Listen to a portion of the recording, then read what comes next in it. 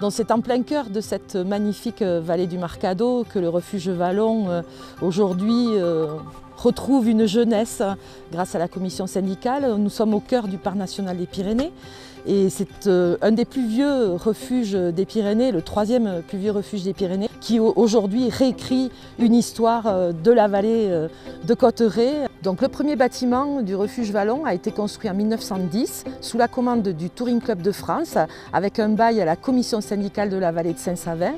En 1930, une deuxième partie du bâtiment a été construite. Tout ça pour correspondre bien sûr aux besoins d'une clientèle aisée d'excursionnistes venant prendre les eaux à Cauterets. Ensuite, en 1960, une réhabilitation du bâtiment et puis plus rien depuis cette époque. Et aujourd'hui, une magnifique reconstruction avec tous les besoins correspondant à la clientèle d'aujourd'hui. Le refuge était vieux, humide, inconfortable, insalubre. De plus, l'approvisionnement en eau potable était insuffisant. Pour la réhabilitation du refuge, il fallait trouver un compromis entre l'ancien refuge et un refuge moderne.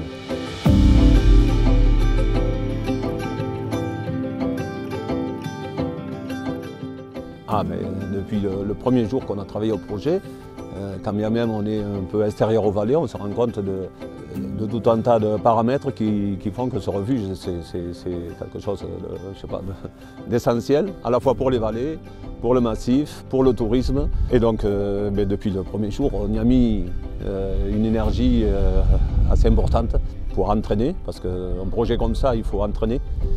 Il faut entraîner tous ceux qui ont gravité autour du projet, il faut entraîner les élus, il faut entraîner, voilà. Principalement, c'est ça, il faut mettre beaucoup d'énergie pour que les projets avancent. Et particulièrement ici, parce qu'on ne s'attendait pas à autant de difficultés. Voilà, on les a affrontées l'une après l'autre. Voilà, évidemment, on est content de les voir se concrétiser. Donc c'est vrai que c'est un refuge important, c'est un projet qui a duré de nombreuses années sur lequel le parc national est très heureux de s'associer. On a des administrateurs particulièrement enthousiastes, mais ça n'a pas été très compliqué. Le travail qui a été fait par le bureau d'études, par la commission syndicale, a été fait en profondeur en termes de tous les enjeux environnementaux. Et on sent bien que le travail de coopération entre les techniciens du parc national des Pyrénées et les acteurs du refuge se passe au mieux, avec tout le monde qui a en tête les enjeux environnementaux parce qu'on est en cœur de parc national. Il y a même les représentants des associations environnementales qui sont avec nous et on arrive à une présentation où tout le monde est d'accord parce que le projet est bien géré, parce qu'il est nécessaire et parce que surtout il s'intègre bien dans ce qui existait et dans l'avenir de cette vallée.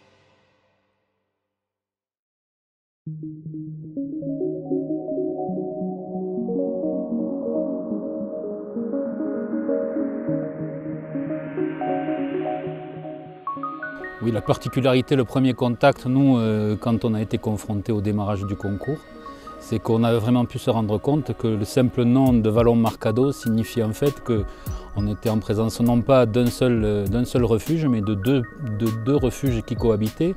Au départ, d'ailleurs, ces deux refuges, historiquement, ils n'étaient pas joints, ils étaient disjoints et c'est uniquement dans les années 60-70 qu'il y a une bâtisse qui a été créée pour faire la liaison entre les deux. Et c'est face à cette complexité, cette espèce de millefeuille historique qu'on a commencé le projet. Et toute la dialectique, en fin de compte, c'était comment peut-on faire un bâtiment unitaire qui soit un bâtiment d'aujourd'hui, avec le confort de ce qu'on peut imaginer être un refuge aujourd'hui, tout en maintenant les traces de l'histoire des deux refuges anciens.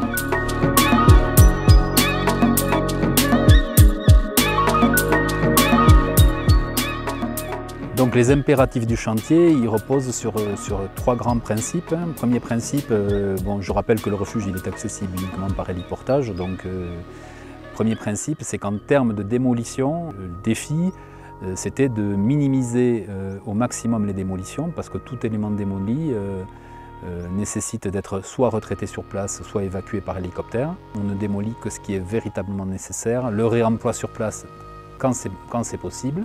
Deuxième grand principe, c'est que les éléments étant héliportés, il est indispensable de procéder au maximum à une préfabrication des ouvrages. Et avec une autre contrainte, c'est que tous les éléments préfabriqués doivent être adaptés à la capacité de charge de l'hélicoptère, c'est-à-dire à peu près 800 kg.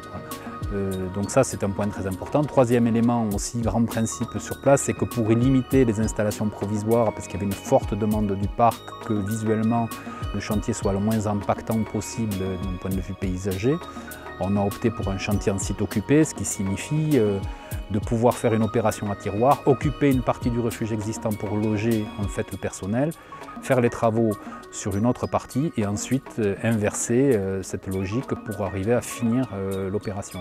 Donc ces trois grands principes ont été déterminants dans la stratégie menée pour réaliser le chantier.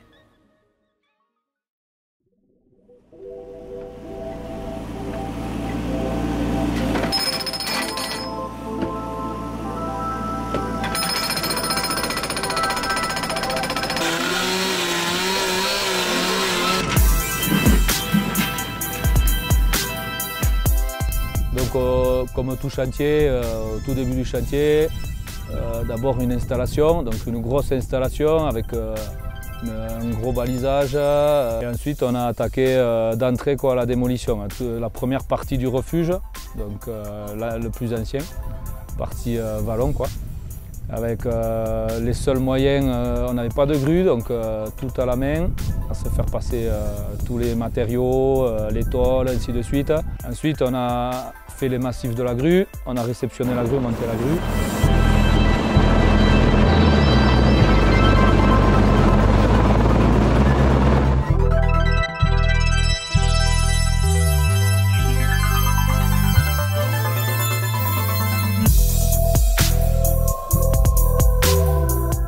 Donc là, à partir de là, on a pu avancer un peu plus vite et surtout moins péniblement. Et en parallèle, on a effectué donc, tout ce qui était terrassement pour arriver jusqu'au rocher, pour pouvoir faire une implantation de minage. Donc forage d'abord et minage par la suite. On a effectué 4 tirs, donc forage, minage, déroquetage, au simple moyen de 2 mini-pelles de tonnes et de brouettes à chenilles.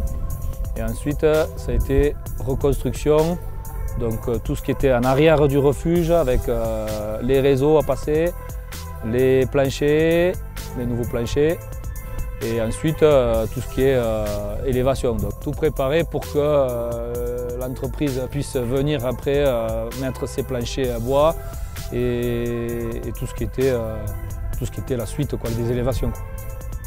Donc si on récapitule dans le temps l'évolution du chantier, démolition dans un premier temps, réalisation des appuis béton pour les éléments de charpente, montage des éléments de charpente, mise en place des éléments de couverture permettant d'obtenir un clos couvert provisoire. Évidemment, ce système de construction en bois, il a le grand avantage aussi je dirais de faciliter la préfabrication, la rapidité d'intervention, le montage à sec et donc in fine avoir le moins d'impact possible sur l'environnement pendant la phase chantier, parce que faire un chantier de 2000 mètres d'altitude avec les problématiques d'approvisionnement, c'est pas simple. Donc on a réfléchi aussi à ce système totalement en ossature bois pour pouvoir en fait favoriser, se donner les meilleures garanties d'avoir un impact le plus maîtrisé possible sur l'environnement. Et ensuite, travaux intérieurs, que ce soit des travaux d'aménagement intérieur ou de l'eau technique, qui permettent de terminer cette partie vallon. Et ensuite, on a enchaîné de la même manière sur la partie marcado, toujours démolition sélective, travaux de grosses œuvres permettant de trouver les appuis pour les éléments de charpente, pose des éléments de charpente, couverture, hors d'eau provisoire, travaux intérieurs. Donc la même logique s'est prolongée.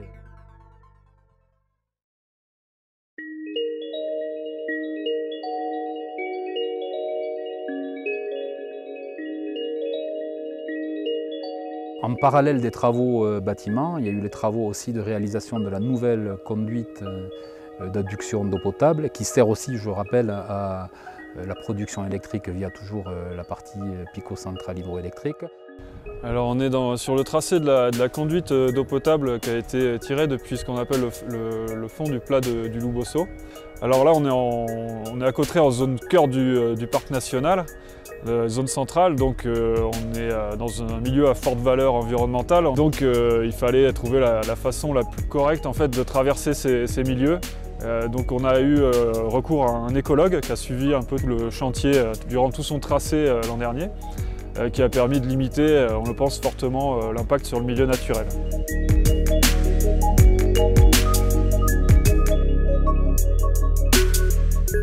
Alors pour limiter au maximum l'impact sur le milieu et pour qu'il cicatrise le plus vite possible, il faut savoir qu'on a enterré la conduite sous plusieurs dizaines de centimètres et qu'on a appliqué une méthode qui consiste en fait à extraire des mottes de terre avec le couvert végétal, à les entreposer provisoirement sur place.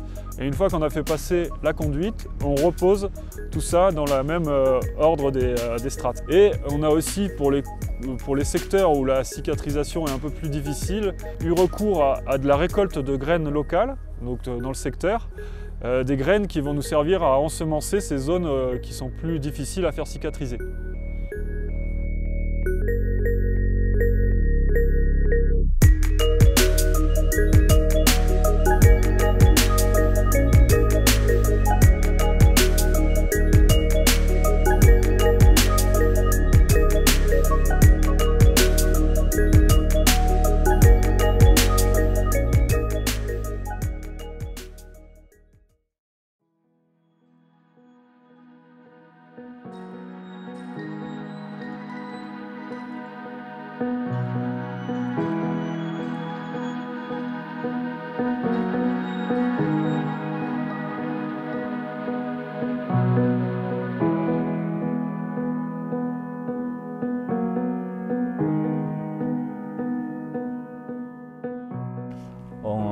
On fait quand même beaucoup d'heures, donc on se lève tôt, on finit tard.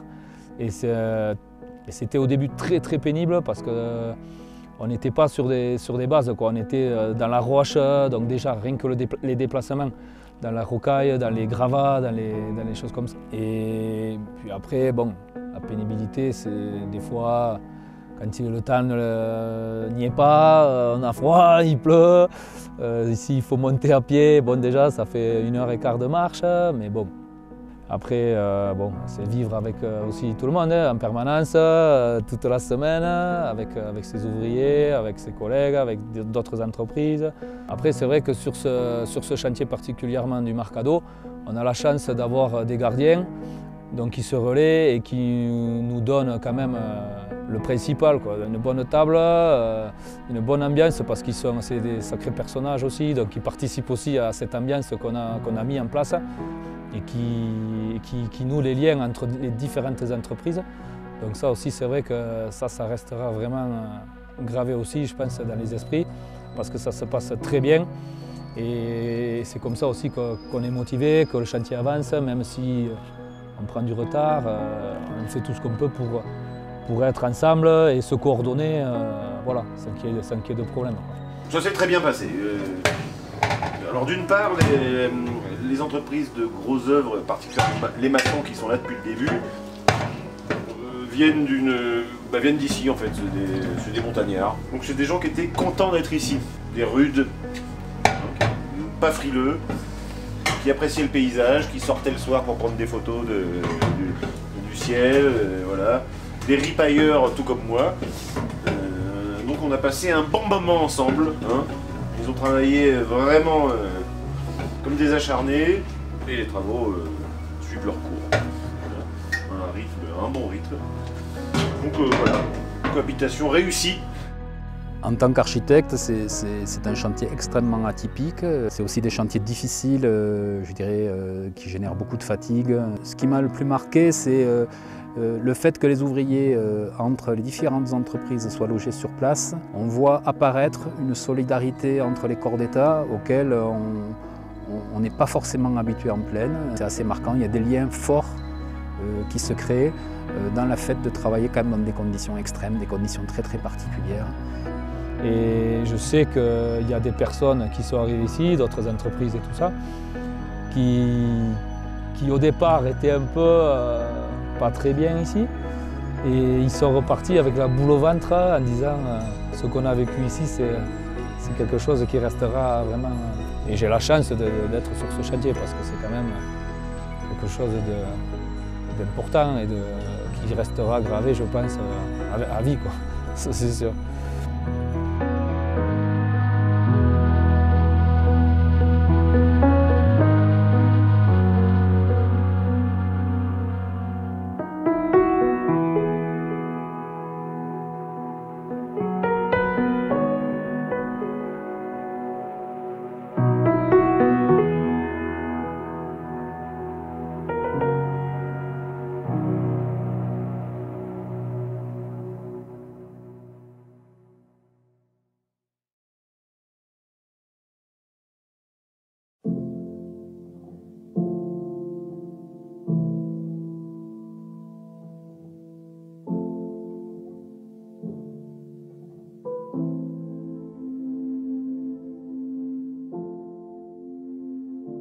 Donc on a souhaité conserver le mode constructif en pierre des deux refuges originels. Par contre, sur la partie nouvelle, la partie créée, qui constitue en fait une couverture qui vient en fait réunir l'ensemble, on a décidé de travailler aussi pour des questions environnementales sur une charpente en bois.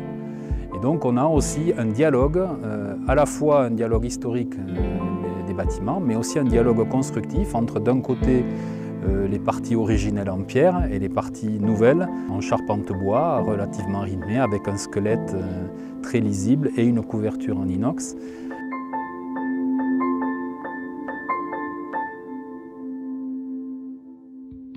On a cherché aussi à donner de la lisibilité au parcours, aux circulations, aux déplacements à l'intérieur du refuge, ce qui était un petit peu le défaut de la partie actuelle, qui était un petit peu labyrinthique. Et donc on a mis en place des espaces de circulation largement dimensionnés qui permettent d'accéder aux chambres, en introduisant l'idée d'un parcours architectural depuis l'extérieur, en passant par les espaces communs du rez-de-chaussée, les réfectoires, l'accueil et l'accès aux chambres, et donner à ces circulations intérieures une certaine générosité, une vue, un éclairage naturel sur le paysage environnant et à travers les déplacements aussi percevoir les transitions et le passage de la partie vallon à la partie marcado. Et au niveau du hall qui a été libéré par un grand vide de toute hauteur, on se situe entre les deux parties, vallon et marcado, et on voit et on garde la visibilité des anciens pignons en pierre. On a essayé de garder le sens de ce que pouvait être l'expérience collective dans les refuges à travers un dessin soigné du mobilier, mais qui reste quand même relativement conforme à ce que le public attend. Donc on a opté pour des chambres de 8, ce qui nous a paru un bon compromis. Trouver quand même le confort tout en maintenant les caractéristiques originelles.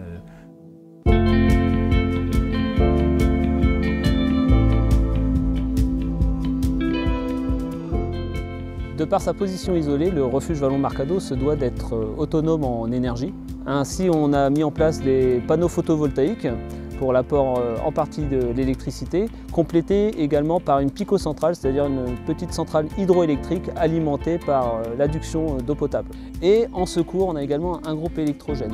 Pour le chauffage, on a fait le choix de poêle à granules qui, outre l'apport en chaleur directement dans les salles à manger au rez-de-chaussée, réchauffe le réseau d'eau chaude distribué dans les radiateurs aux étages. Dès l'origine de l'opération, nous avons voulu élever le niveau de confort tout en restant éco-responsable. Ça s'est fait par le choix d'équipements économes en électricité et en eau. Ça se retrouve par le choix des équipements de cuisine, par la mise en place de douches chaudes mais limitées en nombre et payantes, et la mise en place de toilettes sèches en partie sur le refuge.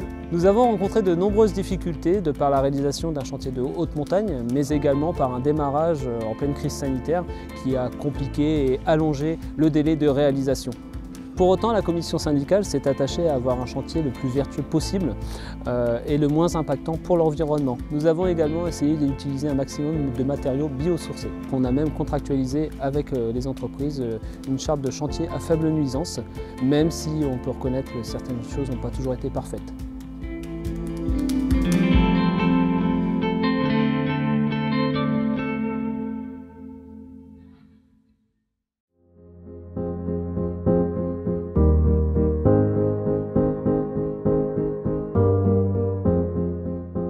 moi, depuis le premier jour, ayant fait des projets pendant 30 ans, j'ai eu conscience que c'était un projet mais vraiment majeur pour la vallée. Je pense qu'il va changer beaucoup de choses, y compris dans la pratique de la montagne, y compris dans l'usage touristique du coin ici.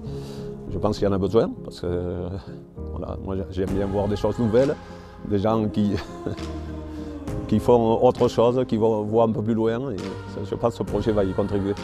Je suis heureux et fier aujourd'hui d'ouvrir ce refuge qui, après 2 ans et demi de travaux, qui ont été un peu longs, et surtout de voir l'amélioration du refuge et le confort pour permettre aux randonneurs, que ce soit l'hiver ou l'été, profiter de ce refuge.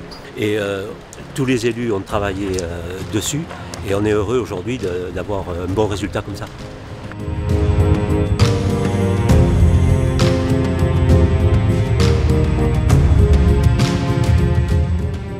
C'est un défi important que la commission syndicale a su relever pour ce chantier exemplaire qui a nécessité la forte mobilisation des pouvoirs publics et l'accompagnement de l'État, de la région, du département, du parc national et de l'agence de l'eau. En tant que maire de Cauterets, je suis très heureux. C'est un refuge qui nous ouvre des perspectives pour la montagne et pour l'accueil des touristes extraordinaires. Avec ce refuge du Marcado, on est enfin au niveau d'un accueil digne de ce nom, de montagnards qui pourront passer des séjours ici en montagne. On peut s'installer dans le refuge du Marcado avec un confort qui permet aux gens de passer un vrai séjour en montagne. Des douches, une literie conforme, un accueil de qualité.